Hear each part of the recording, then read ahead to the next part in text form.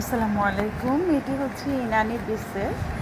এবার হচ্ছে আমরা কোরবানিদের পরেই হচ্ছে ঢাকায় ব্যাক করেই আমরা আবার কক্সবাজার চলে গিয়েছিলাম। সেই সময় এই ভিডিওটি ধারণ করেছি।